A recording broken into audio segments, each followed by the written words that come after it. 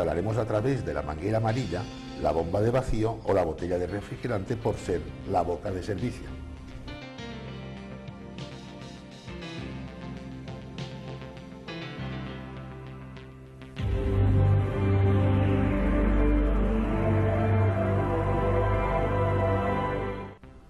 Tal como veremos en el monitor de instrucción, cuando disponemos de un compresor como bomba de vapor, aspirando e impulsando un gas, y los arrollamientos de tubo del evaporador y condensador son de la misma longitud y diámetro, siempre que el elemento restrictor esté totalmente abierto, las presiones y temperaturas que encontraremos a lo largo de todo el circuito serán aproximadamente las mismas. En el manómetro de alta encontraremos una presión de 57 psi. El manómetro de baja nos detectará una presión de 51 psi. También es conveniente resaltar que las temperaturas a lo largo del circuito también serán aproximadamente las mismas.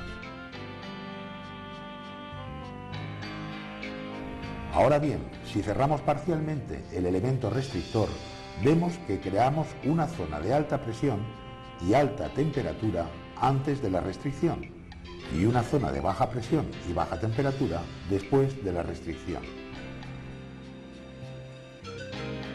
La misión del elemento restrictor es la de alimentar al serpentín evaporador con refrigerante en estado líquido a una baja presión determinada y dispuesto a entrar en evaporación con el robo de calor.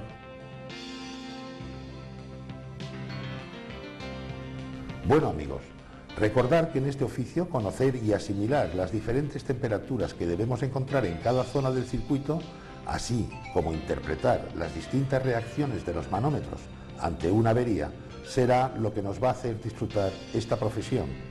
De lo contrario, vemos que con tan solo variar una presión, el efecto frigorífico no existe. Hasta la próxima, amigos.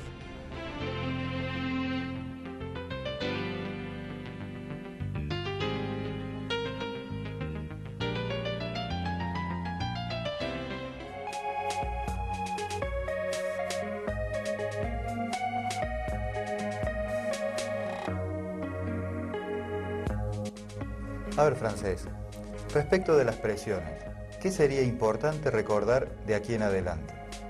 Pues mira, siempre que no tengamos en la instalación ningún componente que nos corte el paso de refrigerante en el circuito, habrá que recordar, para entender posibles averías que pueda tener la máquina, que, estando la instalación parada, las presiones tanto de alta como de baja es la misma.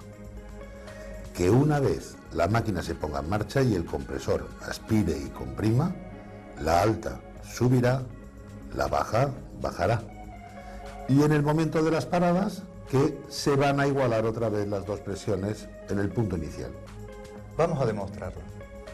Tal como vemos, en los manómetros instalados al principio y al final de cada arrollamiento, cuando el compresor está parado, el valor de las presiones que se detectan son las mismas en todo el circuito, aunque el desplazamiento de la aguja de cada manómetro sea diferente. Esto es debido a que, como hemos visto anteriormente, los finales de escala de cada manómetro también son diferentes. Al poner en marcha la instalación, tendremos una zona de baja presión en el evaporador y una zona de alta presión en el condensador, creadas por la acción del compresor y el elemento restrictor.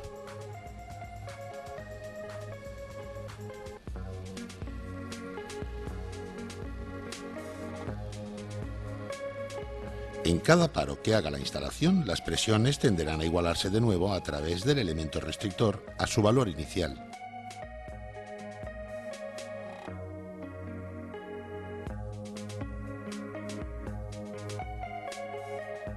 Bueno, Martín, yo empiezo a tener ya la curiosidad de saber qué sucede aquí dentro con la molécula.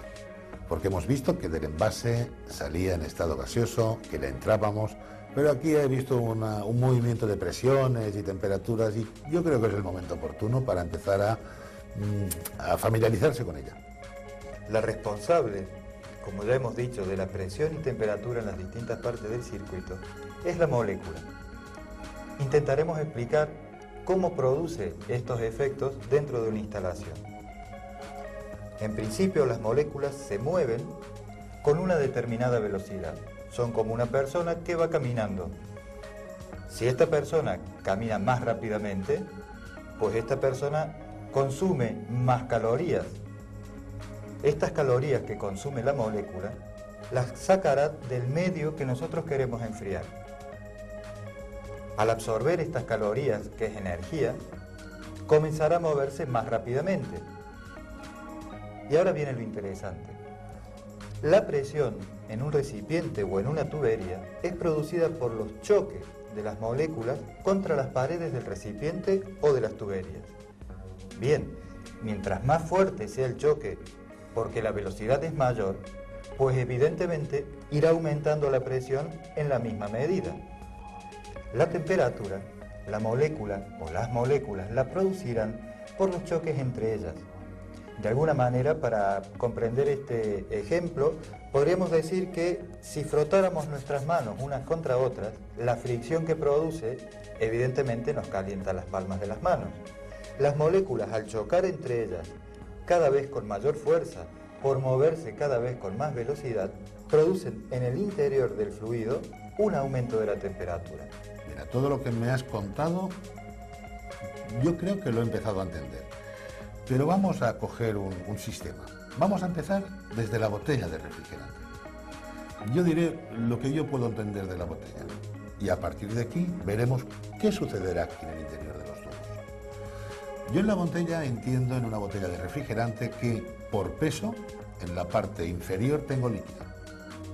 Unas moléculas en estado líquido, que como he visto anteriormente, se mueven muy poquito entre ellas, los choques son pocos contra la pared. Bien, en la parte superior, molécula del mismo refrigerante en estado gaseoso. ¿Voy bien? Muy bien.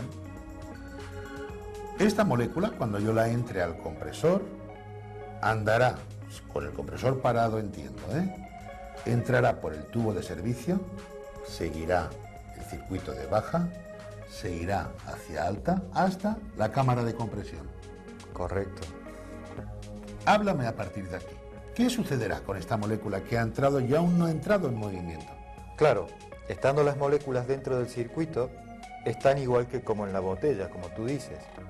Ahora, lo interesante de saber es que al poner en marcha el compresor, nosotros tendremos una situación en que una determinada cantidad de moléculas pasará a ocupar, será obligada a ocupar un volumen, un espacio más pequeño. ¿Cómo en un espacio más pequeño?